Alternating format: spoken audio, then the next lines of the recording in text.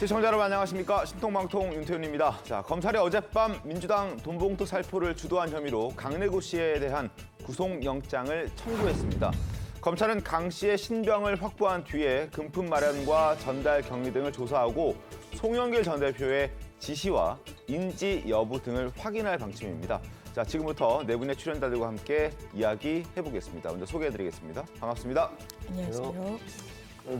자, 프랑스 파리에 있는 송영길 전 대표가 22일 기자회견을 예고한 상황입니다. 사실상 조기 귀국을 거부한 것으로 보이고 때문에 민주당 비명계를 중심으로 송 전 대표를 향한 비판의 목소리가 쏟아지고 있습니다. 직접 그들의 목소리 들어보겠습니다. 송 전 대표는 민주주의를 위해 치열한 싸움도 마다하지 않던 정치인으로 기억하고 있습니다. 떳떳하다면 피할 이유도 미룰 이유도 없습니다. 빠른 귀국을 간곡히 그리고 엄중하게 요청드립니다. 송영길 전 대표가 있어야 할 곳은 프랑스 파리가 아니라 대한민국 국민 앞입니다. 녹취의 내용은 상당히 충격적이고 구체적입니다. 송영길 전 대표님은 조속히 귀국하여 사건의 실체를 밝혀주십시오. 당이 위기입니다.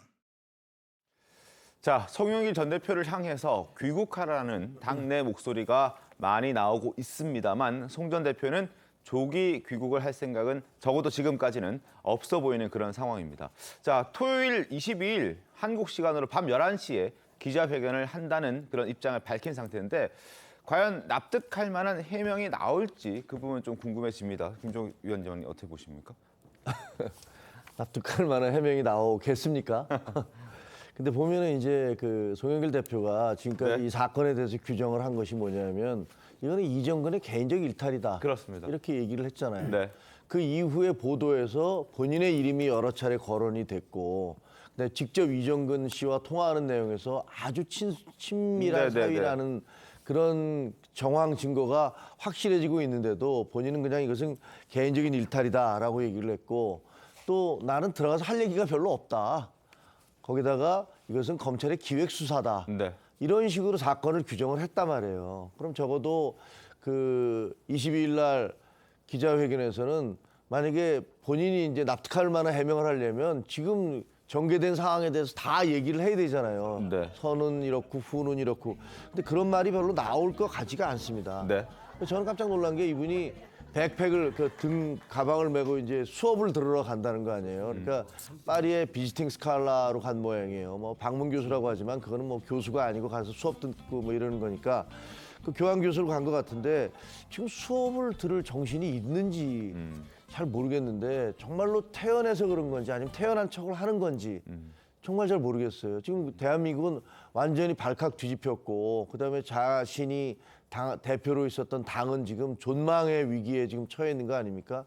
그런데 뭐 쑥스러워서 그러신지 어떤지 모르지만 뭐 웃는 모습으로 기자들에게 얘기하는 게 저건 뭘까? 그런 굉장히 좀 이해할 수 없는 그런 장면들이 보이고 있는 것 같아요. 네. 송 전 대표, 어쨌든 지금까지 본인의 입장은 확고합니다. 잘 몰랐다. 그리고 알 수도 없었다. 개인의 일탈이다. 이정근 전 사무총장의 개인 일탈이다. 이렇게 정의를 내려놓고 선을 긋고 있는 그런 상황입니다. 그러나 송 전 대표와 이정근 전 부총장은 십수년간 정치를 함께 해왔고 때로는 동지였고 또 동반자였습니다. 그만큼 가까운 사이였다는 건데 지금부터 송 전 대표와 이 전 부총장의 두 사람의 통화 내용을 좀 들려드리겠습니다. 일단 한번 들어보시고 얼마나 가까운지 저희가 한번 이야기를 해보겠습니다. 이거 셋이 팀워크를 잘 맞춰서 그거는 내가 잘 맞출게. 밤에 전화 가지고 나한테 욕은 욕이란 다 퍼부어가지고 내가 그냥 잠을 설쳤네 잠을. 이제 와서 이 총성 무대를 만들어놨어. 백업하는 그 군단을 내가 하여튼 오늘부터 만들게. 하여튼 뭐든 다 의논하고. 네, 알았어. 응. 자, 구체적으로 어떤 상황이었는지 적어도 이 돈봉투 의혹과 관련된 상황은 아닌 것으로 보여지긴 하는데 그래도 아주 사소한 내용들까지 세세하게 두 사람은 통화를 하고 공유를 하고 있었고 서로 상의를 했고 해결을 해 나가는 모습을 짧았지만 그 통화 내용에서 확인할 수 있었습니다. 그만큼 두 사람의 신뢰가 상당했기 때문에 개인의 일탈로 지금 송영길 전 대표가 선을 긋고 있는 게 과연 국민들에게 이게 잘 받아들여질지에 대해서는 저희가 한번 좀 의심을 품어봐야 될 것 같은데 어떻게 좀 보셨습니까? 통화 내용에 대해서? 그 우리가 평소에 친한 사람하고 대화 나눌 때 나오는 단어들이 있잖아요. 네. 그 톤을 보거나 단어들을 보면은 상당히 오래 기간 또 서로 알고 있었다는 게 드러나고 네, 그 서로 존칭을 사용하지 않잖아요. 그렇죠. 반말을 하지 않습니까? 네. 그만큼 뭐 오빠 동생 뭐 이 사이가 아니었을까 그 정도로 굉장히 개인적으로 가까웠던 사이였기 때문에 내가 이정근을 모른다 아니면 모른다는 얘기는 안 했지만 이정근의 그냥 개인 일탈이다 이렇게 보기에는 힘들 것 같고 또 여기 이정근이 거기에서 나오는 얘기가 백업하는 군단을 내가 오늘부터 만들게 이 단어가 나오잖아요. 네. 그럼 이 군단을 뭘로 만들었겠습니까? 결국에는 지금 얘기가 나오는 돈 봉투로 돈을 살포해서 그 군단을 만들었지 않았을까? 생각할 수 있는. 할 수 있죠. 즉 송영길 대표, 그 송영길 대표가 당시에 군 이런 무슨 지시를 하니까 네. 그 지시에 의해서 뭐 서로 합의 맞아서 그래 그러면은 오빠를 돕기 위해서 내가 군단을 만들게. 그러면은 송영길 대표가 결국에는 인지하고 있었다는 사실 아니겠습니까?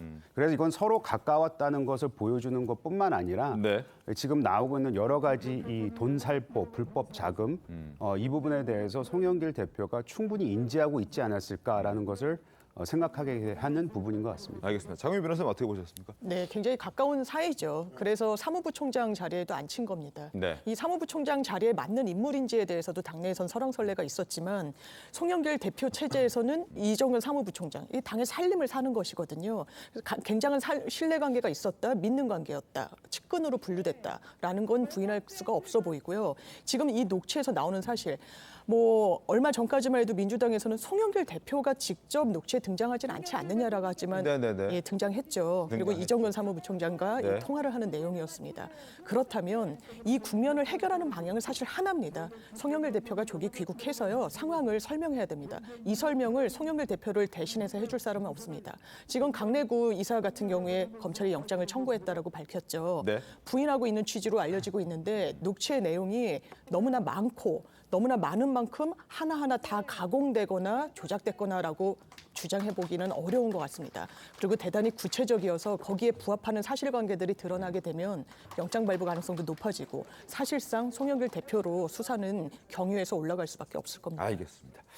자, 그리고 이런 가운데 이정근 전 부총장의 녹취 파일에서 돈 봉투에 들어간 그 자금을 마련해 준 것으로 의심되는 스폰서, 그러니까 돈줄이 있었다는 게 좀 드러나고 있는 것 같습니다. 강내구 씨와 지금 이정근 전 부총장 사이에 통화하는 내용을 들어보면 그 스폰서에게 돈을 받아내는 방법을 서로 상의하기도 하는 그런 모습도 보였거든요. 두 사람 통화 내용 한번 들어보겠습니다.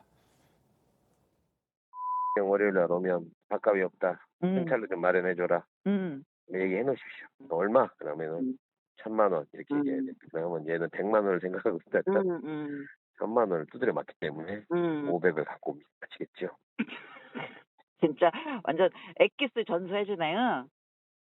자, 해당 스폰서 김 씨로 알려져 있는데 그 사람의 성향까지. 그러니까 처음부터 필요한 돈을 요구해서는 안 되고 그보다 더 부풀려서 요구를 해야 그 정도의 수준의 돈을 받아낼 수 있다라는 어떤 그 스킬까지 알려주는 걸 봤을 때는 한두 번 해본 건 아닌 것 같다는 생각도 들긴 합니다. 어떻게 보셨습니까?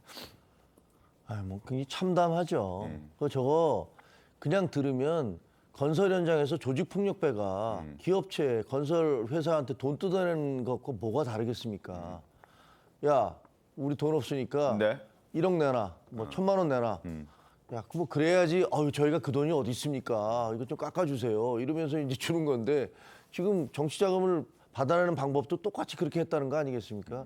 저걸 들으면서 참담하지 않을 국민들이 어디 있겠습니까? 그게 쉽게 보면 진보정당이라는 민주당에서 네.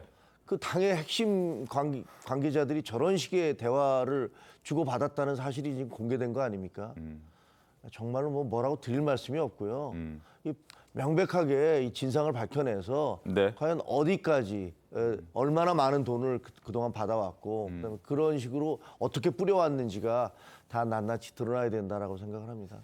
지금 알려진 건 9,400만 원입니다만 오늘 보도를 봤더니 9,400만 원을 훌쩍 넘는 수억 원에 대한 규모가 그렇게 커질 수도 있다라는 보도도 있더군요. 한번 그 부분을 좀 지켜봐야 될 것 같습니다. 그리고 그 스폰서로 알려진 김 씨도 송영길 전 대표와 굉장히 친분이 깊다고 알려져 있던데요, 장민 변호사님? 일단 그 돈을 형성한 가장 그 시발점 아니겠습니까? 당연히 검찰에서도 이 부분을 짚을 텐데 그렇다면 송영길 대표가 어느 정도 인지하고 있었는지에 따라서 사실 법정형이 달라집니다. 이 정당법 위반을 전제로 봤을 때 이 금품을 오고 가게 했느냐, 이 부분을 금품을 주고받았느냐라고 하면 3년 이하지만요. 지시했느냐라고 하면 5년 이하입니다.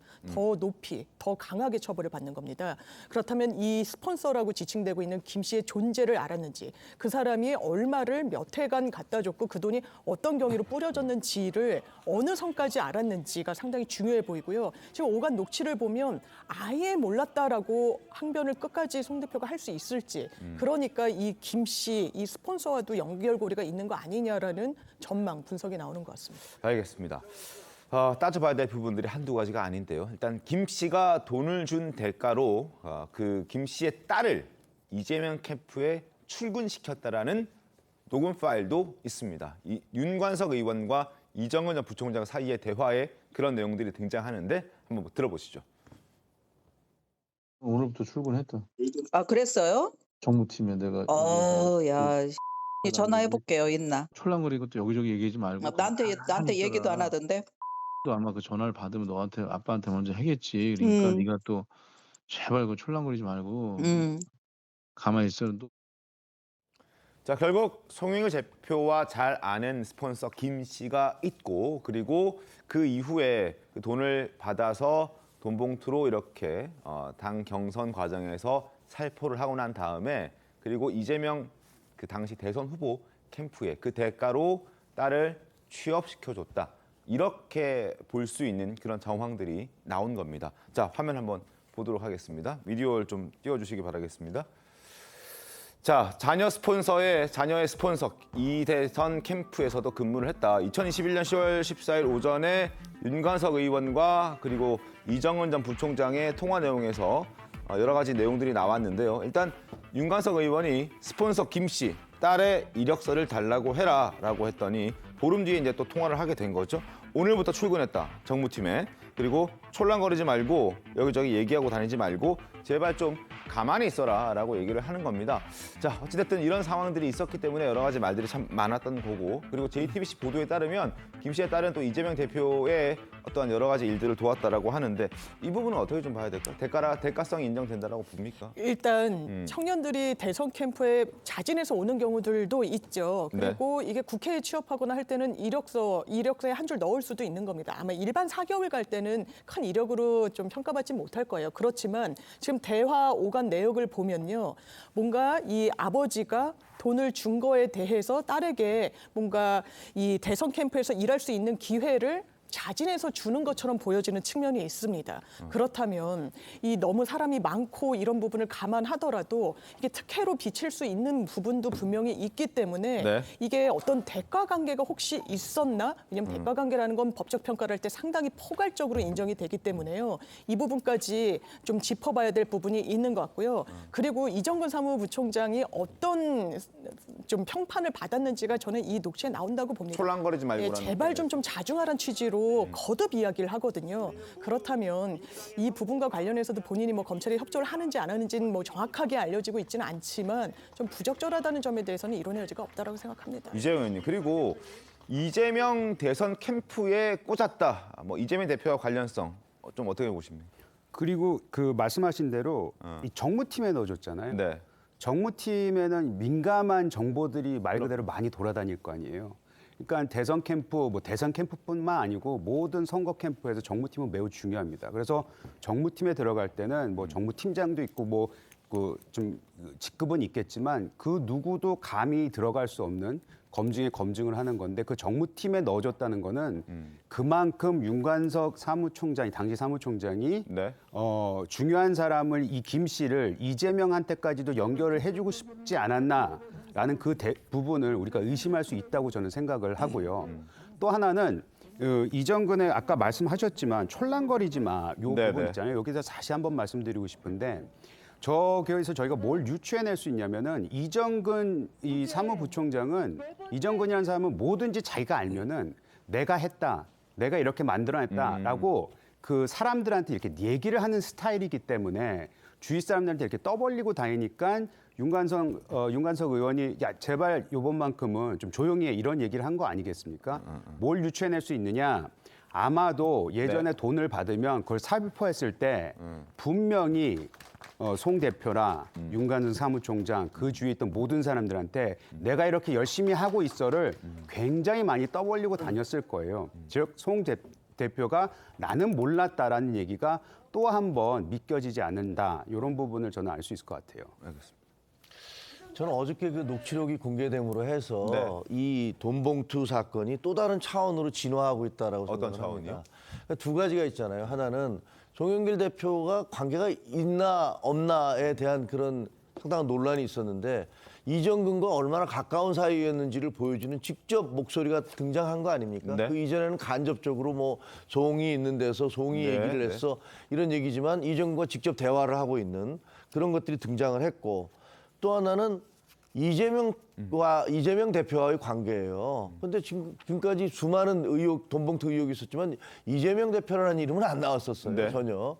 그런데 지금 이제 그 고리가 이제 드러나기 시작하는 것 대선 아니냐라는 그런 의문을 살 수가 있어요. 지금 보시다시피 저 이재명 대표의 캠프에 네. 정무팀에 그 핵심적인 정무팀에 어떻게 전혀 그냥 이력서 한 장 받으라 그러니까 몇 시간 뒤에 이력서를 받아서 바로 이렇게 건네줄 수가 있는 건지 그런 정도로 가까울 정도면 그동안에 사람들이 지적했던 이심송심 네. 그러니까 이재명과 그 송 대표는 송영길은 결국은 한 몸이었구나 한 팀이었구나 이런 것들을 보여주는 그런 이제 시작이 아니겠습니까? 모르겠습니다. 앞으로 얼마나 더 많은 그런 녹취록의 대화가 나올지 모르겠습니다만 적어도 그 고리가 이제 밝혀지기 시작하는 것이다. 이렇게 보여집니다. 그렇다면 이재명 대표로서도 뭐 송영길 그 전 대표한테 네.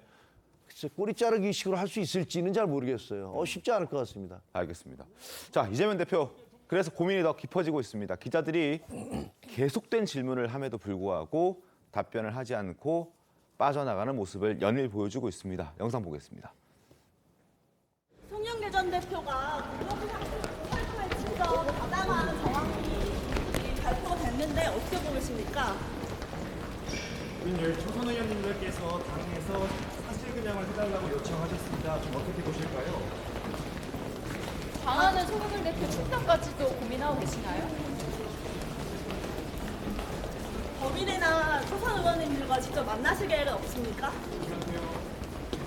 검찰 수사 별개로 당 차원의 진상 규명도 필요하다는 의견들이 당내에서 나오는데요. 거기에 대한 입장은 있으십니까?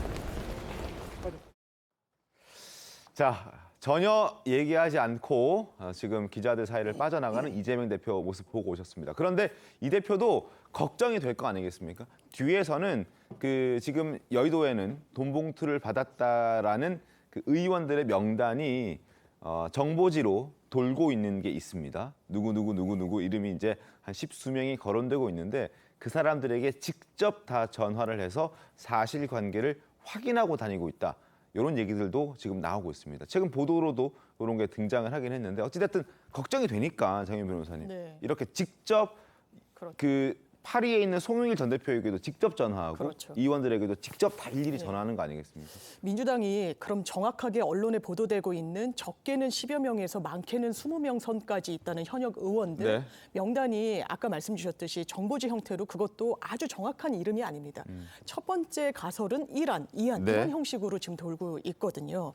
그리고 민주당의 이야기를 들어보더라도 정확한 명단을 파악하는 게 사실상 어렵다는 겁니다. 하나 확실한 건 거기에 있는 사람들 모두 다 혐의를 부인하고 있다는 건 있다는 거죠. 네. 그리고 당은 진상조사위원회를 꾸리더라도 실제로는 강제 수사권이 없습니다. 조사에 응하지 않겠다는 사람을 강제로 끌어다가 사실 여부를 밝히라고 할 수가 없습니다. 증거물을 획득할 수도 없는 것이고요. 그렇기 때문에 사실상 현 시점에 취할 수 있는 건 당대표가 해당 의혹을 받는 의원들에게 사실 여부를 묻는 것일 수밖에 없어 보입니다. 그렇지만 거기서 한 발 더 나아가서 검찰 조사의 경위만을 보기보다는 제보를 받을 수도 있는 것이고요. 좀 더 적극적인 형태로 들여다볼 수 있는 겁니다. 그런 노력은 그리고 그런 자구책은 최소한 마련해야 될 거라고 생각합니다. 알겠습니다. 자, 지금 친명계에서는 이정근 전 부총장의 진술과 녹취록의 신빙성을 의심하는 그런 목소리도 나오고 있습니다. 김남국 의원 그리고 천하람 위원장의 목소리 들어보겠습니다. 그 이정근 전 사무부총장의 특성, 로비스트를 자처하고 정치인과의 관계, 위세 이런 것들을 좀 활용해서 이권에 어떤 개입했던 것들이 나오고 있는 그런 상황이기 때문에 그런 녹취 내용, 그런 사람의 진술을 그대로 다 믿기에는 좀 어려움이 있지 않겠느냐. 이정근 부총장이 약간 뻥튀기했던 부분들도 배제할 수는 없다. 그럴 가능성도 충분히 있다고 생각이 들고요. 저는 사실 이거 보험용으로 갖고 있었던 거 아닌가 싶거든요. 혼자 죽을 수 없다 이렇게 해가지고 점점 새나가고 있는 거 아닌가. 오히려 이정근 부총장 쪽에서 흘러나왔을 저는 그럴 수도 있다. 있다고 봅니다. 자, 박원석 의원님. 네. 지금 일단 김남국 의원의 얘기는 조작될 가능성이 있다. 다 믿을 수는 없다. 이런 얘기거든요. 근데 3만 개의 녹음 파일이 있었고 그걸 범죄 혐의와 관련된 걸 추려도 2,000개가 넘는다고 하는데 그걸 다 조작한다는 게 말이 됩니까? 불가능한 얘기죠. 그리고 지금 언론 보도를 통해서 우리가 이제 목소리로 확인한 그 녹취 내용만 보더라도 그 지금 이제 보도되고 있는 정황에 부합하잖아요. 근데 그걸 가지고 뭐 조작됐을 가능성 이런 거를 얘기하는 건 문제를 찾고 축소하고 미봉하려는 이제 그런 의도에서 비롯된 게 아닌가 싶어서 그럴수록 제가 보기엔 여론으로부터의 비판은 더 따가워질 거고 앞서 이제 이재명 대표의 곤혹스러운 처지를 말씀을 하셨는데 사실 이번 사안의 성격으로 보면 당대표가 취할 수 있는 가장 단호하고 강한 조치를 취해야 이 상황에 불을 끌 수 있습니다. 그건 출당이겠죠. 예, 근데 문제는 이재명 대표 스스로가 사법 리스크를 안고 있다 보니까 이중자 때 아니냐, 뭐 내로남불 아니냐 이런 어떤 반대에 부딪힐 가능성도 있고 당대표가 그런 리더십을 강하게 행사하기에 조금 이제 이재명 대표 스스로의 입장이 난처한 그런 상황이 아닌가 싶어요. 그래서 이재명 대표가 과연 이 상황을 원칙적으로 해결할 수 있을까? 그에 대해서 좀 부정적인 회의적인 전망도 나오고 있고 송영길 전 대표가 조기에 귀국해야 된다는 데 대해서는 당내 이론이 없는 것 같은데 만약 거부하면 어떡할 거냐. 일부에서는 그럼 뭐 출당까지 아주 강력한 조치를 취해야 된다. 이런 얘기가 나오는데 송 전 대표와 이재명 대표와의 관계 그리고 이재명 대표가 본인 스스로에 지금 안고 있는 사법 리스크 이런 걸 감안했을 때 과연 그런 조치를 취할 수 있을까? 결국에는 어정쩡한 이 봉합의 상태 그럼으로써 당은 더 큰 비판을 안팎으로부터의 더 큰 비판에 직면하는 그런 상황이 되지 않을까 이런 것들을 우려하는 거겠죠. 그러니까 결국 이재명 대표도 당 대표 차원에서 당신 나가서 무죄를 입증하고 들어와라 이렇게 얘기를 해야 함에도 불구하고 본인도 지금 사법 리스크가 있기 때문에 나가라고 했을 때 그럼 당대표 당신은 왜 버티고 있느냐라는 비판에 또 이제 역풍이 불 수 있기 때문에 섣불리 어떤 행동과 발언을 하지 못한다. 그래서 더 내용이 커질 것이다. 뭐 이런 얘기를 해 주시는 것 같은데 상황을 좀 지켜보도록 하겠습니다. 그리고 이정근 전 사무부총장이 사실 송영길 전 대표와 굉장히 가까운 사이였는데 갑자기 검찰의 조사를 받으면서 입장이 지금 거의 한 180도 가까이 바뀌어가고 있는 그런 상황이거든요. 왜 그런지 좀 궁금했는데 이런 보도가 나왔습니다. 민주당의 노골적인 꼬리 자르기 때문에 뭔가 배신감을 느끼고 있다. 그래서 이렇게 지금 입장을 바꿔서 실토를 하고 있다. 이런 얘기들이 나오고 있습니다. 유동규 씨 때와 꽤나 비슷한 그런 모습이에요. 어떻게 보셨습니까? 그 이정근 전 사무부총장의 텔레그램 내용까지도 다 지금 공개가 되고 있단 말이에요. 그건 본인이 검찰에 협조하지 않으면 될 수가 없는 거잖아요. 그런 거 보면 아마 이정근 씨가 어떤 마음의 변화, 뭐 심리적인 동요 같은 것들이 분명히 있는 것 같아요. 그 계기가 유동규 씨처럼 아주 배신감에 의한 것인지 아니면 그 검찰에 얘기할 수밖에 없는 무슨 또 다른 사정이 있는 것인지 그건 잘 모르겠습니다. 그건 나중에 이제 밝혀질지 안 밝혀질지 잘 모르겠습니다만 근데 이 과정을 보면요. 저는 어떤 느낌이 드냐면 왜 미국의 옛날에 미국 드라마 하우스 오브 카즈라는 그 굉장히 유명한 영화가 있었잖아요. 드라마가 있었는데 거기와 유사하다는 느낌이 들어요. 온갖 음모와 배신과 꼬리 자르기와 특혜, 특권 이런 것들이 막 다 결합된 그런 모습들을 보는 것 같거든요. 그 김남국 씨가 얘기하는 지금 어떻게 보면 저것도 꼬리 자르기 하나 아닙니까? 그 사람의 진술? 그 사람의 진술을 어떻게 믿을 수 있어? 뭐 이런 식으로 해서 신빙성 자체를 확 떨어뜨리고 있단 말이에요. 그런데 거기서 뭐라 그러냐면 정치인과의 관계를 활용해서 로비스트로 역할했던 사람이라고 얘기하는데 녹취록에 나온 걸 보면 정치인과의 관계를 활용해서가 아니고 두 사람이 정말로 엄청나게 가깝지 않습니까? 그러니까 나는 안 가까운데 그 사람과 가까운 척해서 로비스트를 하면 뭐 그런 얘기가 가능하겠죠. 그렇지만 지금 드러난 녹취록을 보면 송 대표와 이정근 씨는 실제로 엄청나게 가까운 사이였다. 그러면 그게 뭐 로비스트도 아닌 거죠. 실질적인 임무를 수행하고 있는 거 아닙니까?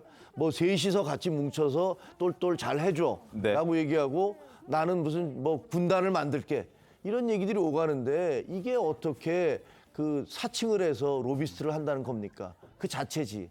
그러니까 이런 식으로 사실관계를 호도해서 꼬리 자르기려 하고 이정근 씨를 그 배척하고 배제해내려는 이런 시도를 한다면 이정근 씨가 제2, 제3의 폭로 또 다른 녹취록에 있지 않은 폭로를 하지 말란 그런 법도 없습니다. 알겠습니다. 그리고 지금 민주당이 또 하나 제기하고 있는 의혹은 지금 이렇게 녹취록이 나오게 된 그 출처가 검찰이다라고 얘기를 하면서 또 검찰을 향한 비판의 목소리를 내고 있습니다. 피의 사실을 공표하고 있는 것이다라고 얘기를 하고 있거든요. 물론 해당 보도를 하고 있는 언론사 입장에서는 그건 아니다라고 선을 긋고 있긴 합니다만 민주당에서는 이건 검찰이 조작하고 있는 그런 내용이다 이렇게 강력하게 얘기를 하면서 피의 사실 공표까지 얘기를 합니다. 이 부분 어떻게 정리를 해야 저는 될까요? 개인적으로 검찰이 저희가 정치적인 사건, 언론 주목도가 높은 사건의 기록을 보면요.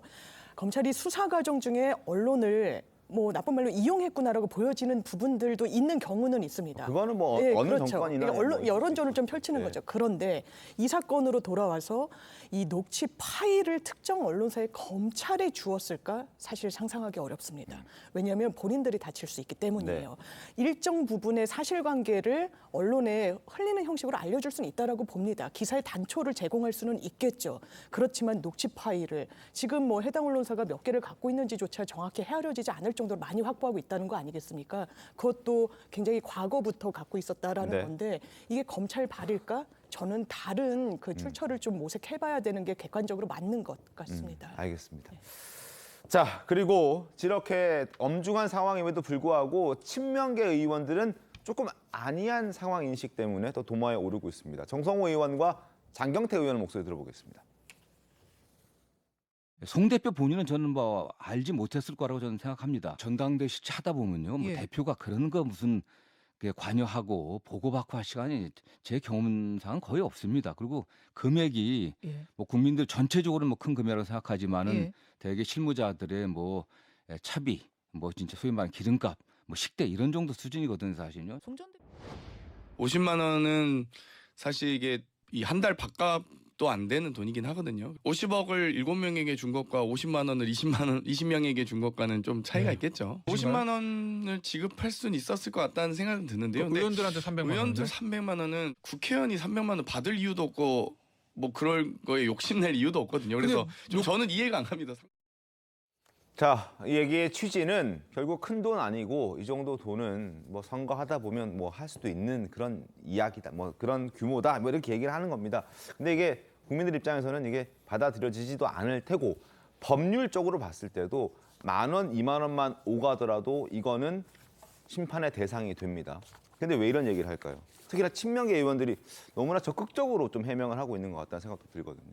일단 얼마 전에 그 전세 사기 피해로 저 유명을 달리하신 그 젊은 청년이 있었지 않습니까? 그래서 엄마 2만 원만 이런 얘기를 했었어요. 그러니 그 지금 현재 국회의원이라고 하시는 저 분들이 가지고 있는 인식 수준이 얼마나 낮은가, 얼마나 국민과 동떨어져 있나라는 것을 보여주는 건데 저는 이거 실언이라고 생각하지 않습니다. 저는 실언이 아니다. 그러면 나름 계산된 의도적인 것이다. 의도적인 발언이라고 생각을 해요.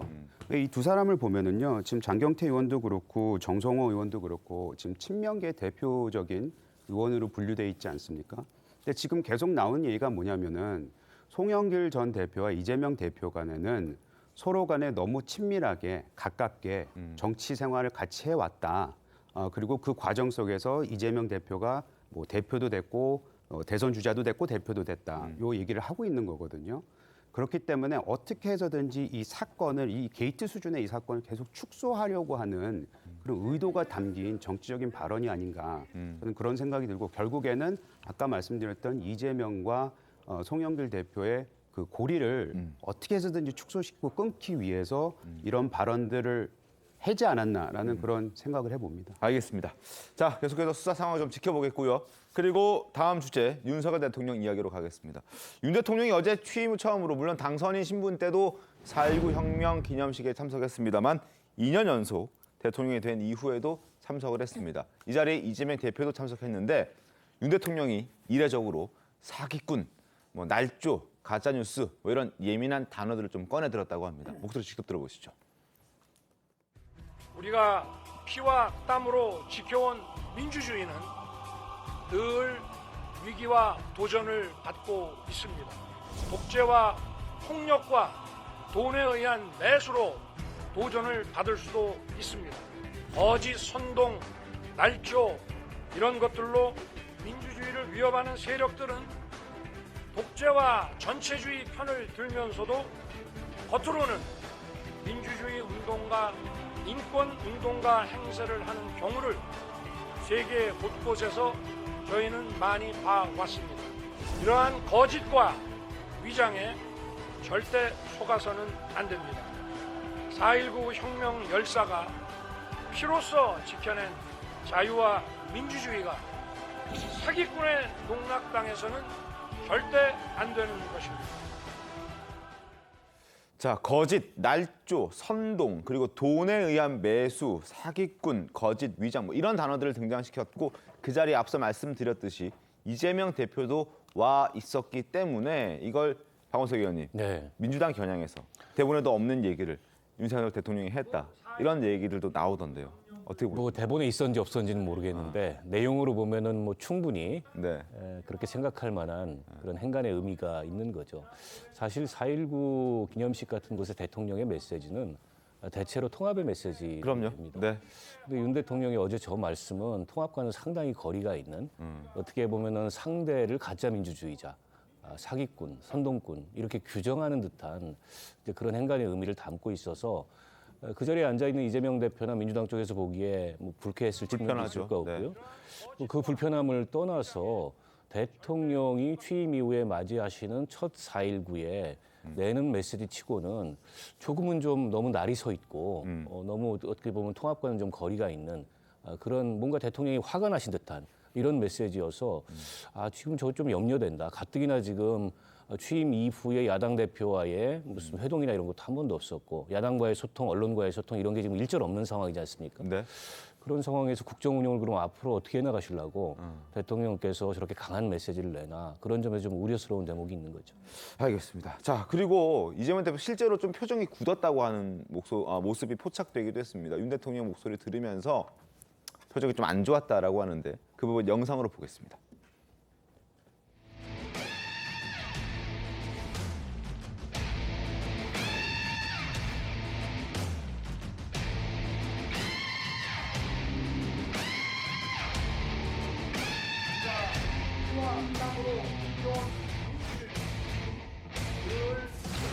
거짓과 위장에 절대 속아서는 안 됩니다.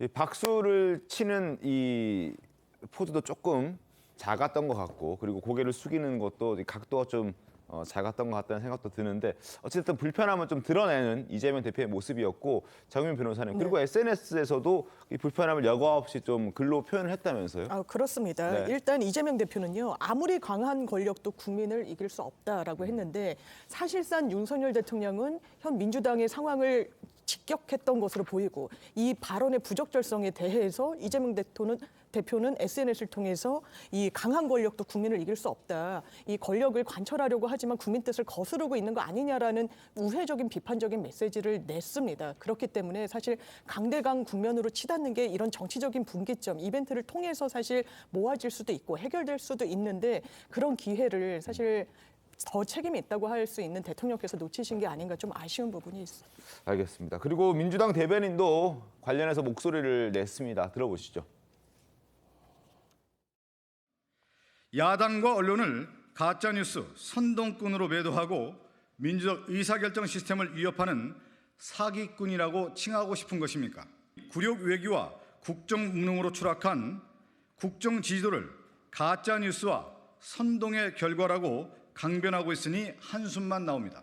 윤석열 대통령은 야당과 언론에 대한 전쟁을 선포하고 싶은 것입니까? 김종인 위원장님, 일단 민주당이 단단히 화가 난 건 같아요. 대표도 글로 표현을 하고 대변인도 나와서 얘기를 하고. 어떻게 그러신 것 같아요. 네. 그런데 저렇게 당당하게 얘기하실 수 있나요? 그건 또 아닌 것 같아요. 왜냐하면 실제로 청담동 술자리 대통령과 법무부 장관이 새벽까지 거기서 그 무슨 저 종업원들과 함께 노래를 불렀다라는 식의 완전한 가짜 뉴스를 만들어낸 거 아닙니까? 네. 그 주체가 어디였습니까? 민주당이었잖아. 민주당 대변인이 한 거 아닙니까? 그다음에 천공이 방문했다는 식의 그런 것들을 뭐 물론 그 민주당에서 한 건 아닙니다만 네. 그런 식의 가짜 뉴스가 지금 횡행하고 있는 것도 사실이잖아요. 근데 뭐 가짜 뉴스와 선동꾼이 실제로 존재하지 않는 것도 아니고 그것을 양념이라고 뭐 예를 들면 공격이나 이런 것들에 대해서 그런 것들을 막으려는 그런 노력도 하지 않으셨잖아요. 뒤에서 얘기하겠지만 미국 같은 경우는 폭스 뉴스가 1조, 예, 1조의 배상금을 가짜 뉴스에 대해서 1조의 배상금을 내기로 했습니다. 그럴 정도로 전 세계가 이 가짜 뉴스라는 것들이 얼마나 민주주의에 큰 폐해를 끼치는가에 대해서 이제 자각하고 있는 거 아닙니까? 민주당의 분노 뭐 이런 것들 이해가 되고 대통령께서 4.19 그 현장에서 강한 워딩을 했다는 것도 인정이 됩니다. 뭐 그건 아마 대통령의 본심이었던 것 같아요. 네. 그러나 거기에 대해서 민주당이 저렇게 무슨 뭐 우리가 가짜 뉴스를 한 번도 얘기한 적이 없는데 뭐 무슨 소리냐 이런 식으로 발끈하실 일도 아니라고 생각합니다. 알겠습니다. 자, 다음 주제 갑니다. 다음 주제 바로 백현동 이야기로 이어갈 텐데요. 그동안 이재명 대표는 백현동 개발 과정에서 로비스트 역할을 한 그렇게 알려져 있는 김인섭 씨와의 관계를 선을 긋고 있었습니다. 연락이 끊긴 지도 오래됐고 교류한 적도 없다 이런 식으로 얘기를 하고 있었는데 그 주장을 반박할 만한 탄핵시킬 만한 그런 정황 증거들이 속속 드러나고 있습니다. 이 대표의 측근인 정진상 전 실장과 1년 동안 300회 이상 통화하기도 했다는 것도 알려져 있는 상황에서 옥중에 있는 김인섭 씨를 정진상 전 실장이 2차례나 면회를 했던 것도 최근 드러났습니다. 그리고 이런 내용은 이재명 대표도 알고 있었던 것으로 전해지고 있습니다. 먼저 영상부터 보겠습니다. 우리 이 후보님의 성남시장 선거 선대 본부장을 하신 분이 이 개발 시행업체에 영입이 되니까 산속에 있는 자연 녹지에서 4단계를 띄워가지고 준주거지가 되면서 용적률이 5배가 늘고 저는 연락도 잘 안 되는 사람이 말씀을 일단 드리고 성남시에 최대한 이익을 확보하는 조건으로 국토부와 식품연구원이 요구하는 대로 법에 따라서 용도를 바꿔준 겁니다. 솔직히 이재명하고 나하고 별로 안 친해요. 나는 친해 있는 거 증거 몰라서 2010년도부터는 거의 배제된 상태인데. 근데 2015년 9월달에 됐는데 공무원한테 부탁한다? 이게 상식적으로 맞는 얘기요? 자, 과거 김인섭 씨는 자신이 구속됐던 상황인데 어떻게 백현동 개발 특혜 의혹에 관여를 했겠느냐라는 주장을 펼쳤습니다만 그게 아닐 수도 있다는 생각이 들게끔 하는 보도가 나왔습니다. 조선일보 보겠습니다. 정진상이 백현동 로비스트 김인섭 구속 당시에 2차례나 특별 접견을 했다고 합니다. 이 특별 접견은 일반 접견과 달라서 10분이 아니라 30분 동안 또 다른 제3의 장소에 가서 아주 장시간 그리고 칸막이도 없이 신체 접촉도 할 수 있는 상황에서 긴밀한 얘기가 가능한 특별 접견을 했다는 겁니다. 다른 비리로 구속이 되어 있는 그 상황에서 1년 정도 형을 살았는데 그때 2차례 정도 갔었고 그 시기가 백현동 어떤 특혜가 있었던 그 로비가 있었던 그 시기랑 공교롭게 겹칩니다. 성남시에 계속 로비를 한 정황을 그래서 검찰은 들여다보고 있는 그런 상황인데요. 정희 변호사님 어떻게 신문 좀 보셨습니까? 사실 특별 접견이라고 하는데 정확한 용어는 이제 장소 변경 접견이거든요. 시간이 무한정은 아닙니다. 일단 30분이죠. 그리고 네. 일반 접견은 이렇게 투명 막으로 돼 있고 소통에 좀 제한이 있지만 30분이고 이런 막이 설치돼 있지 않은 편의성이 있는데 교도관이 입회합니다. 왜냐하면 일반인의 접견이기 때문에 변호인 접견과 다르게 변호인이 아닌 사람이 있는 상황에서는 다 기록을 하게 됩니다. 녹음은 하지 않는다라고 하더라도요. 그렇기 과거 때문에 정성호 맞습니다. 의원이 했던 그 예, 그게 접견이 특별 접견 접견이잖아요. 형식이었던 네. 거죠. 일반인도 신청을 하면 이제 인터넷상으로 신청이 받아들여지는 부분이 있는데 물론 이 주장이 희석되는 부분이 있는 건 사실이라고 봐야 네. 될 것 같습니다. 본인이 구속 수감돼 있어서 접촉면이 없었다라고 얘기했는데 정진상 실장이 접견을 갔던 기록이 나와 있는 거죠. 그런데 이 접견의 형식상 뭔가를 모의하거나 모종의 계획을 세우거나 심지어는 이 인허가와 관련해서 청탁을 주고받는 그런 행위까지 했다라고는 상당히 좀 어려워 보이는 부분이 있고요. 만약에 정말 그러려고 했다면 변호인 접견을 활용할 수도 있었겠죠. 왜냐하면 전혀 녹음되지 않고 기록되지 않고 이런 부분이 있으니까요. 그래서 아직 이게 범죄 혐의가 짙어졌다라는 판단까지 나아가기에는 조금 이른 것 같습니다. 알겠습니다. 그런데 또 하나 더 정황을 보여드릴 게 바로 김인섭 씨가 자신이 옥중에 있으면서 편지를 자신의 지인 A 씨에게 수십 통 보냈다고 합니다. 그런데 그 내용을 봤더니 옥중에서도 백현동 개발에 상당한 영향력을 행사하고 있었던 것으로 의심할 만한 그런 내용들도 상당히 많이 나와서 그 내용도 한번 소개를 해드리겠습니다. 자, 오늘 당시 25일이었나 봅니다. 정진상 전 실장과 전영수 전 사무총장 그리고 땡땡땡 세 사람이 함께 면회를 왔다라는 내용을 하면서 사장이 장시간 얘기를 했단다. 재판 초기부터 끝까지 모두 파악한 것 같다라는 내용과 함께 당신 때문에 일어난 일이라고 해석하는 것 같다. 걱정하지 말고 출소할 때까지 건강 챙기라고 전했다는 내용이 함께 등장을 합니다. 여기서 지금 정진상 전 실장이 면회를 왔다는 내용과 그리고 여기 사장, 당신이라고 표현된 이 부분에서 이재명 대표를 겨냥하고 있는, 이재명 대표를 가리키고 있는 그런 워딩들도 등장했기 때문에 백현동과 관련해서 옥중에서 상당히 많이 개입했던 것 아니냐 하는 그런 내용들을 우리가 고민해보고 또 유추해 볼 수 있는 그런 상황이라는 것을 말씀을 좀 드리고 싶어서 편지 내용도 소개를 해드렸습니다. 그리고 유동규 전 본부장의 얘기를 쭉 들어보면 여러 관계자들 사이에서 이재명 대표를 사장이나 회장으로 호칭했다는 그런 증언들도 있었습니다. 한번 들어보겠습니다. 은어가 있었던 것 같은데. 네, 사장. 그다음에 예, 뭐 술집에서 이야기할 때는 회장. 그러니까 사장이라는 용어는 뭐 그냥 빈번하게 쓰였나 보네요. 예. 빈번하게 제일 쓰였고. 그 사장이라는 게 그 뜻하는 의미가 누구를 의미하는 건지 이재명이 맞는지 그게 좀 예, 이재명 궁금해요. 맞습니다. 네. 이정 의원님 어떻게 보십니까? 이 내용은? 일단은 그 은어가 그 사장이란 단어가 이재명 그 대표를 칭하는 건 맞는 것 같고요. 또 이 사람들이 보면은 그런 언론 보도도 있었던 것 같은데 뭐 수십 차례 아니면 굉장히 많은 횟수를 이렇게 접대를 받았잖아요. 그 접대를 받는 데가 이제 무슨 룸사롱이라는 이런 데인 것 같은데 거기는 본인들 말고 다른 사람들도 있잖아요. 그 사이에서 서로 이렇게 소통하기 편하기 위해서는 이재명 뭐 대표 이재명 시장 이렇게 얘기 못했겠죠. 그래서 사장 회장이라는 은어를 쓴 것 같은데 그 유동규가 얘기했던 사장 회장이라는 부분이 이 김인섭 씨도 얘기를 하고 있으니 이거는 동일의 인물이 아닌가 그렇게 생각할 그리고 수 있을 것 교도소에 같고요. 보낼 때 서신 같은 것도 이 교도관들이 다 검열을 하기 때문에 그게 실명 쓰기 좀 부담스러웠을 수도 있었다는 물론이죠. 생각이 들어요. 예. 근데 이제 중요한 거는 요 이제 편지에서 나오는 내용들인데 이제 본인이 했던 얘기와 반대되는 이런 증거들이 나오기 시작하는 거잖아요. 나는 몰랐다. 뭐 인연이 끊겼다. 그리고 나는 그 사업에 대해서 관여할 수 없었다. 뭐 요 정도 얘기인데 첫째, 뭐 이재명 당시 뭐 시장, 뭐 대표, 도지사 이 사람과 직접적으로 연결 안 될 수 있었는데 정진상만큼은 그 중간에서 소통 역할을 굉장히 충실히 해줬다는 부분이 드러나는 것 같고요.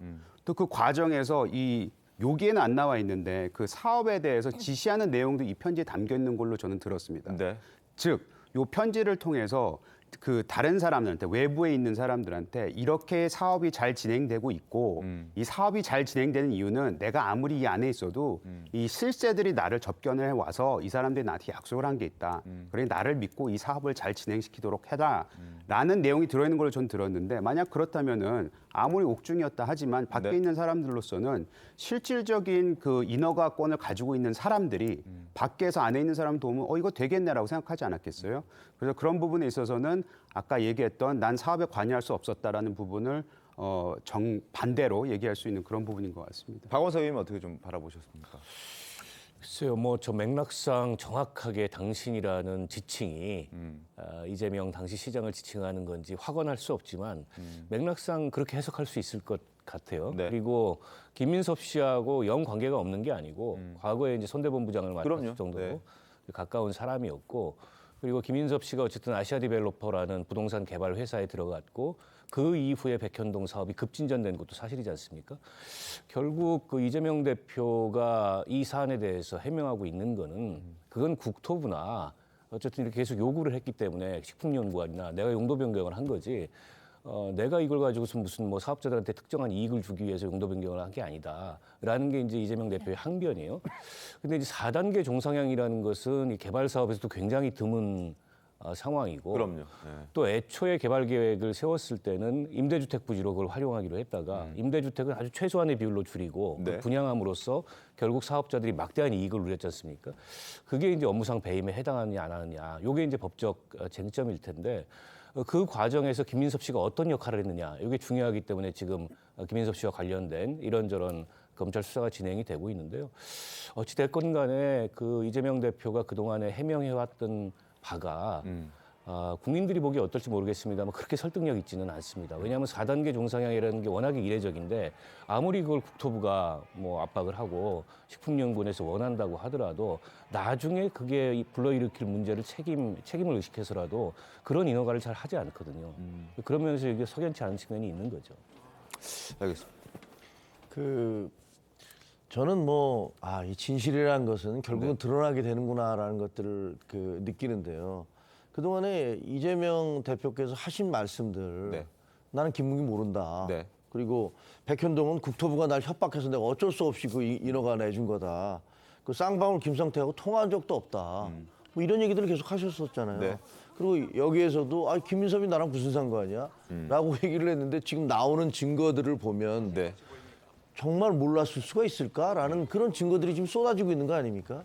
그래서 지금 나오는 거는 그동안에 이 이재명 대표가 어떤 사안에 대해서 부정확하거나 사실이 아닌 것으로 의심되는 그런 수많은 발언들, 거기에 하나를 더 보태고 있다. 그러면 그럴수록 저는 이재명 대표에 대한 신뢰도, 이런 것들은, 국민적 신뢰도는 무너질 거라고 생각을 합니다. 알겠습니다. 자, 공직선거법상 허위 사실을 공표한 혐의로 지금 재판을 받고 있는 이재명 대표이고, 그것을 지금 반박하는 검찰의 어떤 증거들, 정황 증거들, 이런 것들이 지금 계속 나오고 있는 상황입니다. 재판 결과가 지금 여러 가지 사법 리스크 중에서 가장 빨리 나올 재판 결과라고 많이들 예상을 하고 있고, 그 결과를 좀 기다려 보겠습니다. 재판부의 판단을 한번 기다려 보겠습니다. 그리고 또 다른 재판도 상당히 많습니다. 이재명 대표 최측근들의 재판도 점점 더 미궁 속으로 빠져들고 있고, 그래서 더 디테일한 아주 싸움으로 흘러 들어가고 있는데, 누가 더 그리고 자신의 진술에 더 신빙성을 더하는을 보고 법정에서 거의 전쟁하다시피 싸우고 있습니다. 그리고 디테일 싸움을 주도하고 있는 건 바로 유동규 전 본부장입니다. 유동규 전 본부장이 재판 때마다 뭐한 시연을 한다거나 그림을 그린다거나 여러 가지 진술을 뒷받침하기 위해서 사진을 찍어 온다거나 갖가지 노력들을 하고 있습니다. 목소리부터 확인하겠습니다. 김용이 사파리를 입고 왔거든요. 얇은 거. 사파리 안에 그 1억을 갖다가 겨드랑이 껴가지고 갔다는 걸 이야기하니까 판사님도 이제 그거를 되는지가 궁금한데, 그날 제가 뭘 입고 갔냐면 그냥 양복을 입고 갔잖아요. 사파리하고는 좀 다르게 약간 삐져나왔어. 그거 가지고 웃어댄 거야. 법정에 있던 사람 옷을 빌려가지고 다시 재현해가지고 하니까 감춰져요. 판사님도 약간 튀어나오긴 하는데 감춰지기는 하네요. 이제 그거는 싹 빼고 튀어나와서 방청객 웃었다. 진술 신빙성 계속 지적했는데 어떻게 보세요? 이 사건의 본질은 뭐냐면 자기가 돈을 받았는지 안 받았는지 아니겠습니까? 줬기 때문에 이야기하는 거고, 그다음에 오히려 제가 그거 밝혀가지고 어떻게 됐습니까? 저 지금 재판에 나오고 있고 제가 지금 벌 받게 생겼습니다. 그냥 뭐 사실은 사실대로 밝혀지리라고 저는 생각합니다. 그냥 정리를 하고 싶어요. 남김없이 다 털어내고 정리하고 싶은 게 제 마음일 뿐입니다. 자, 그림도 그리고 시연도 하고 했던 유동규 전 본부장, 이번에 최근 김용 전 부원장의 재판에서는 사진과 동영상을 제출한 것으로 전해지고 있습니다. 자, 김용에게 2억 원의 금품을 전달했는데 그 금품을 전달했던 당시 벤치, 의자와 그 동영상, 그 촬영한 동영상과 사진을 제출한 겁니다. 자, 차 문을 열어서 김용찬의 돈을 넣어줬고 그리고 차 안이 굉장히 더러웠던 것으로 기억한다. 돈을 전달할 후에 함께 담배를 피우면서 정치 얘기도 했다. 그리고 당시에 담배를 피웠던 그 벤치 사진을 공개한 것이고 당시 반바지를 김용이 입고 왔기 때문에 모기에 많이 물렸던 기억도 있다. 굉장히 구체적으로 얘기를 합니다. 그리고 과거 정진상 전 실장의 재판에서도 이런 그림을 그렸었는데 잠깐 보겠습니다. 자, 편의점에서 비닐봉지 2개를 사서 3천만 원을 넣고 다시 과자 봉지로 가렸다. 그리고 정진상 자택 구조 직접 그려서 설명했고 왼쪽이 거실, 맞은편이 화장실, 오른쪽이 이제 뭐 부엌 그리고 소파에 돈을 3천만 원을 쏟아 보여주면서 뭐 이렇게 했다 뭐 이런 얘기들을 이제 아주 구체적으로 드러내고 있는 그런 상황입니다. 이렇게 보면 이게 너무나 구체적이고 실제 그걸 겪지 않으면 이렇게까지 말을 지어내기는 너무 힘들 만큼 디테일하게 얘기를 하고 있기 때문에 재판부에서도 받아들여지지도 않을까 하는 생각도 드는데 변호사님 입장은 어떠세요? 그런데 기사를 보면 그렇지 않은 것 그렇지 같습니다. 않습니다. 왜냐하면요. 재판부가 이렇게 얘기했다는 겁니다. 왜 구체적으로 이야기를 하는데 정작 왜냐하면 집에 그림까지 도면까지 그려서 냈다라는 것이거든요. 근데 돈을 왜 준 거냐? 정치적 결사체라서 준 거냐? 뇌물 명목이냐? 답변을 흐렸다는 겁니다. 그래서 답변을 흐리지 말고 정확하게 이야기를 하라고 지적했는데 이야기를 하지 못했습니다. 법정 증언이 상당히 중요합니다. 왜냐하면 정진상 씨의 집에는 다른 경위로 갔을 수도 있습니다. 그 가능성을 재판부가 배제하지 않을 것이거든요. 돈 주러 간 목적이 그렇죠. 아니라 다른 목적으로 갔을 수도 있고 그때 기억이 있을 수도 있다. 예. 그리고 돈을 쏟아냈을 때 이 유동규 씨의 증언에 의하더라 그렇습니다. 별 이야기를 하지 않았다는 거예요. 별말 없이 돈을 거실에 쏟아놓고 그냥 나온다? 상당히 이례적이기도 합니다. 그리고 법정 증언 중에 이재명 대표에게 본인이 직접 보고를 했다라는 취지로도 이야기를 해요. 그러면 그게 사실이냐라고 되물을 수밖에 없습니다. 당연하게도 주요 사실이잖아요. 그러면 기억이 나지 않는다라고 빼고 있습니다. 이거는 진술의 신빙성, 골자, 이 재판은 뇌물을 주었는지 여부입니다. 대단히 구체적으로 얘기를 하고 난 다음에 그렇습니다. 재판장이 한 번 더 그렇습니다. 물어보면 기억이 나지 않는다라고 한 발 뺀다는 말씀이신 재판부가 거예요? 그래서 기사를 보면 기억나지 않는 사실은 언급하지 말라라고까지 이야기를 합니다. 지금 여러 이야기를 하고 있죠. 그게 모든 네. 진술에 다 그런 식으로 재판장이 대응을 합니다. 구체적인 사실에 대해서 그러고 재판부는 예단을 함부로 드러내면 안 되기 때문에 주신문, 반대신문이 다 이뤄진 다음에 양 당사자들이 재주신문, 재반대신문을 할 것도 없다라고 하면은 한두 정도의 질문하기 마련인데 상당히 변호인으로서는 중요하게 봅니다. 왜냐하면 재판부의 어떤 의중을 단서로나마 살필 수 있는 근거거든요. 그렇다면 유동규 씨의 증언을 과연 신빙성 있게 받아들이고 있는가 물음표가 쳐지는 부분이 있고 사진 찍어내고 동영상 촬영 구체적이죠. 체험한 네. 것으로 보입니다. 하지만 사후적으로 낸 거 아니겠습니까? 이 재판 경과는 끝까지 지켜봐야 된다고 생각합니다. 어떻습니까? 근데 저는 좀 반론을 하고 싶은데요. 예를 들면 그 편의점에서 비닐봉지 2개를 사서 3천만 원을 넣고 다시 과자 봉지로 가렸다. 뭐 이런 구체적인 거잖아요. 근데 그때 당시에 편의점에서 뭐 뭘로 계산을 했는지 잘 모르겠습니다. 현금을 줬는지 카드를 썼는지. 그리고 그 당시에 편의점을 좀 조사를 해보면 될 것 같아요. 그 네. 기록은 아직까지 있는지 그런 것들을 좀 확인해 보면 될 것 같고 예를 들면 유동규 씨가 진술한 것 중에서 성남시청의 CCTV와 관련된 것도 사실 진실 공방이 막 오가지 않았습니까? 그런데 지금 드러난 것은 어쨌든 설치는 했지만 그것이 작동되지는 않았다. 작동하지는 않았다. 그 비서의 진술에 따르면 언론 보도에 따르면 한 번도 작동한 사실이 없다. 뭐 이렇게 얘기를 하고 있으니까 저는 유동규 씨가 지금까지 했던 수많은 어떤 진술들의 그 진술의 신빙성이 많은 부분에서 입증이 되고 있다라고 봅니다. 그래서 이 사람이 특별히 그 정진상 씨에 대해서만 그렇게 엉터리 진술을 할까라는 생각은 들지 않고요. 판사로서는 얼마든지 그렇게 말씀을 하실 수는 있죠. 근데 저렇게 진술을 하면서 뒤에 나서 돈을 왜 줬느냐 했는데 말꼬리를 흐렸다는 게 무슨 뜻인지를 잘 모르겠거든요. 그게 무슨 뜻일까요? 하여튼 저는 그 지금 유동규 씨가 하는 그런 진술 자체 나는 다 털어버리고 싶고 내가 지은 죄는 내가 처벌을 받겠고 그 대신에 모든 걸 나한테 떠넘기지 말고 당신도 지은 죄대로 처벌을 받아라 라는 그 주장들 그런 것들이 더 신빙성이 있다고 생각합니다. 알겠습니다. 자, 재판부 결정 좀 기다려 보겠습니다. 자, 지금부터는 핫한 인물들 만나보겠습니다. 오늘의 사람 순서인데요. 첫 번째 인물 바로 공개하죠. 부승찬 전 국방부 대변인입니다. 부 전 대변인이 지난 2월이었습니다. 천공이 대통령의 한남동 관저에 다녀갔고 그렇게 주장을 했고 그리고 자신의 책에 그 해당 내용을 담았습니다. 대통령실에서는 가짜 뉴스를 퍼뜨렸다면서 부 전 대변인을 명예훼손 혐의로 고발했는데 어제 경찰 조사에 앞서서 모습을 드러냈습니다. 부 전 대변인이. 그런데 이렇게 얘기를 했습니다. 자신은 천공이 관저 결정에 개입했다는 의혹을 제기한 적이 없다. 이렇게 주장을 했거든요. 직접 목소리 한번 들어보고 이야기를 이어가겠습니다. 제가 책에 적은 내용 자체가 합리적인 의혹을 제기한 거고 숨기고 갈 수 없었기 때문에 제가 책에다가 적었던 거기 때문에 이거를 권력기관이 나서서 형사고발을 하고 이런 것들이 과연 21세기 민주주의 국가를 지향하는 대한민국에서 일어나고 있는 일인지 심히 우려스럽다라는 말씀 전합니다.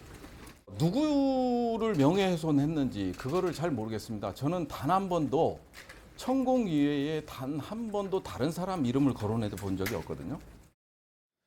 천공 외에 다른 사람 이름 거론한 적 없다. 천공도 가만히 있는데 왜 대통령실에서 나를 명예훼손 혐의로 고발하느냐. 뭐 이런 얘기를 본인은 하는 겁니다. 2달 전 부승찬 전 대변인은 어떤 얘기를 했는지 과거 목소리를 한번 들어보겠습니다.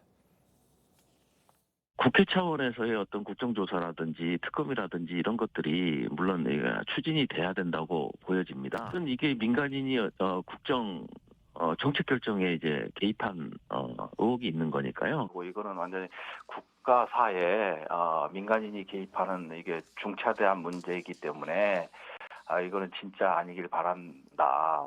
이런 뉘앙스로 이제 책에도 쓰여 있긴 하거든요.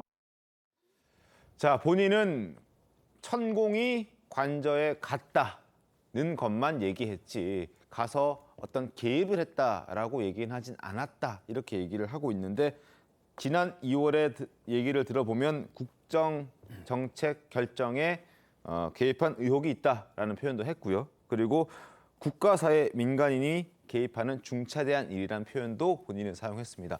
어찌됐든 경찰 조사를 받다 보니까 뭔가 혐의를 좀 줄이기 위해서 저런 발언을 한 게 아닌가 하는 생각도 드는데 박원석 의원님 어떻게 좀 보셨습니까?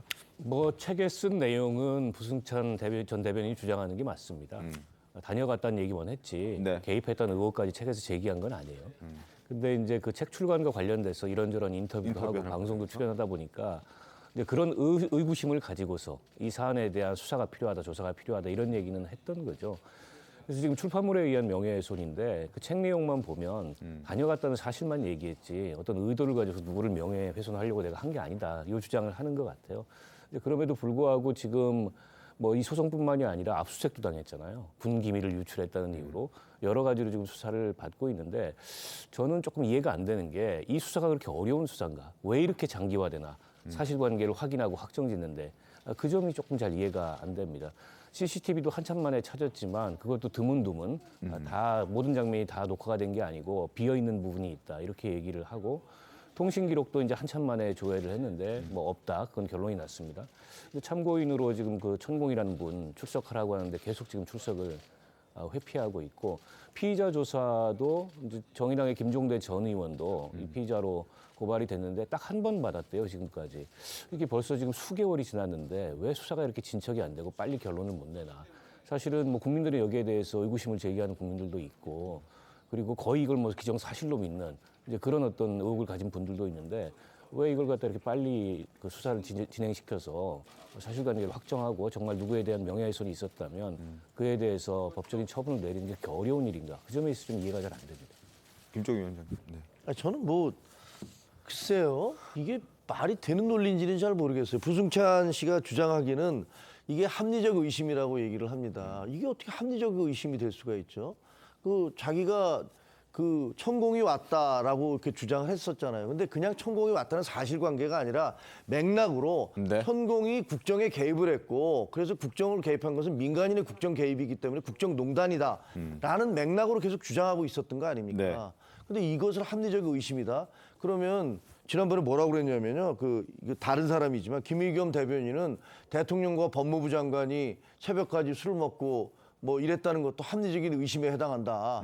이렇게 주장을 했어요. 그러니까 합리적인 의심이라는 단어를 아무나 아무 말 대잔치를 할 때 거기다 쓸 수 있는 건지 잘 모르겠습니다. 그리고 21세기 민주주의 국가에서 뭐 이럴 수 있는 거냐라고 얘기를 하는데 저는 세월호 고위 침몰설이라든가 광우병에 대한 어떤 그 뇌송송 구멍 탁이라는 그 어처구니 없는 거짓말 이런 거짓말들이 21세기 민주주의 국가에서 이렇게 통용돼도 되는 건지 그게 더 의심스러워요. 아까 말씀드렸지만 거짓 뉴스에 대해서 가짜 뉴스에 대해서 미국도 지금 1조 원이라는 어떤 천문학적 배상 조치를 내리지 않았습니까? 그것도 팍스 뉴스라는 그 공식 매체에 대해서 이렇게 얘기를 했단 말이에요.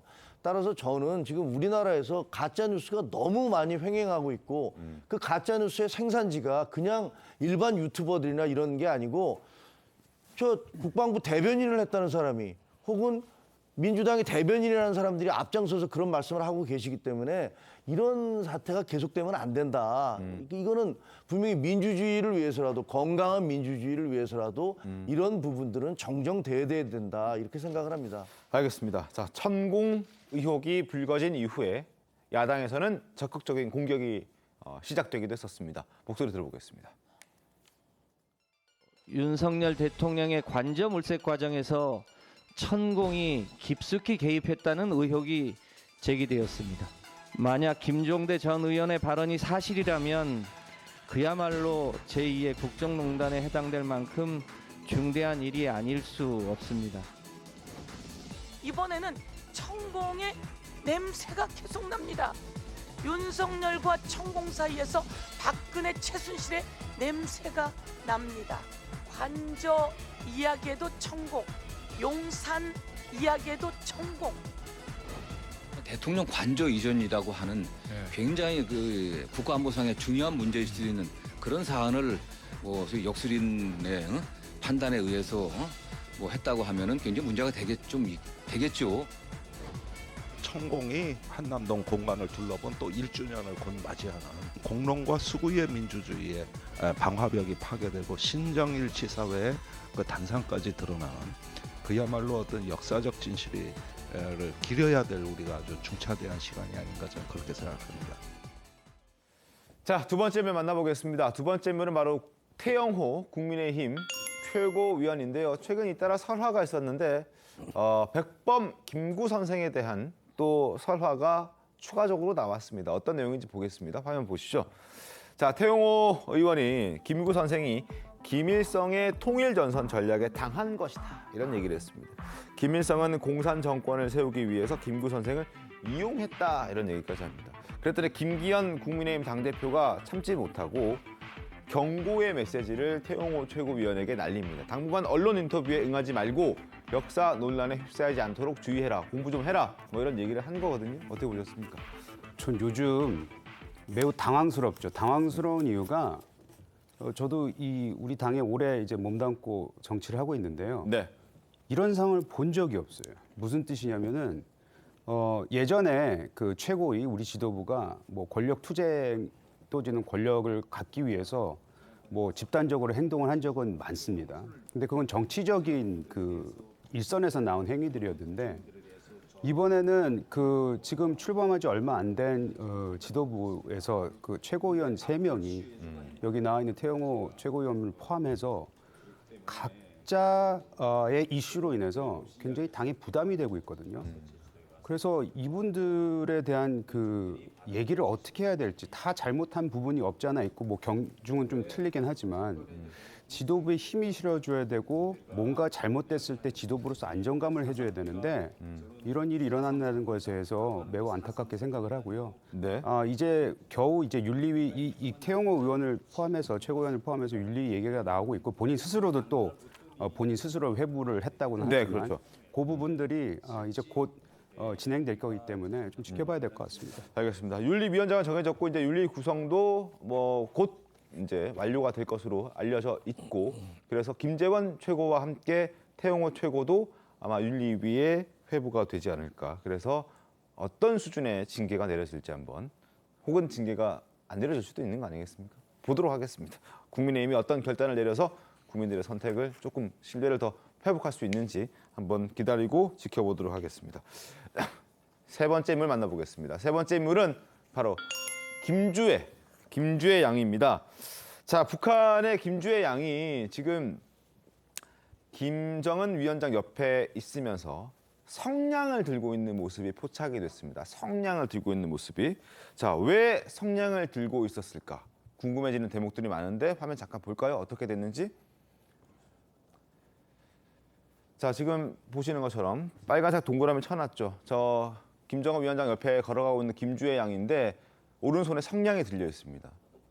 지금 어린 아이가 흡연을 하는 건 아닐 테고 어떤 이유가 있었기 때문에 성냥을 들고 있었을 텐데 왜 아버지가 피우는 담배를 위해서 딸이 성냥을 들고 있어야 하는 겁니까? 박원석 의원님? 저 장면이 네. 베트남 방문할 때 김여정 부부장이 잿더리로 이렇게 시중을 들었던 장면하고 네. 비교되면서 이 백두혈통 직계들이 흡연 시중을 하는 거냐. 뭐 일설에는 외부의 그 신체 정보나 이런 게 노출이 되지 않도록 하기 위해서 아주 가까운 직계 혈족만 이제 그런 일을 할 수 있다 이런 평가도 있는데 근데 상식의 눈으로 보면 흡연이 굉장히 어린아이들한테 해롭지 않습니까? 그렇죠. 그래서 우리 상식에서는 그 흡연할 때 연기가 나오기 때문에 그 근처에 아이를 못 오게 오는 게 상식인데 아무래도 흡연에 대해서 조금 다른 것 같아요. 인식도 다르고 문화도 다른 것 같고. 그리고 이제 북한 사회라는 게 여전히 굉장히 봉건적인 그런 요소들이 있기 때문에 저런 흡연 시중 같은 모습이 나오는 게 아닌가 싶고 김정은 그 위원장이 굉장히 흡연을 많이 하는 모양이에요. 네. 곳곳에서 그런 장면들이 노출이 되는데 아무리 봐도 우리 상식으로는 조금 좀 납득이 안 가는 그런 장면인 건 맞는 것 같습니다. 조금 다른 것 같긴 합니다. 존귀한 자제분이라고 북한에서 칭송하는 김주혜 양에게 성냥이 들려있다는 그 사진이 나와서 소개를 좀 해드렸습니다. 잠시 뒤에 돌아오겠습니다. 네, 오늘 준비한 신통마통 여기까지입니다. 내일도 신통하게 돌아오겠습니다. 고맙습니다. I heard you got arrested in the street last night.